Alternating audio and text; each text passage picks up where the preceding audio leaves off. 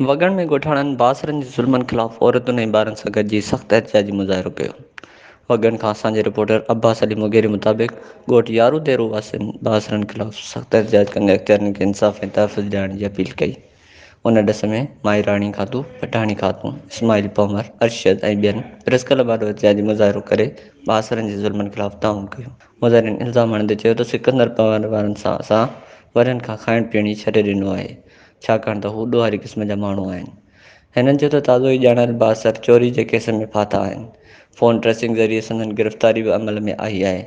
हाणे समूरो इल्ज़ाम असां मथां मढ़णु चाहिनि था। एहतिजाज कंदड़नि चयो त सिकंदर पमर दुर जे माण्हुनि असांजे घरनि ते हमला कई, औरतुनि ऐं ॿारनि ते तशदुद कयो। तव्हां खणी वियासीं त पुलिस बि मदद न कई। मुर्गो उन्हनि जी साथारी बणिजी वई आहे।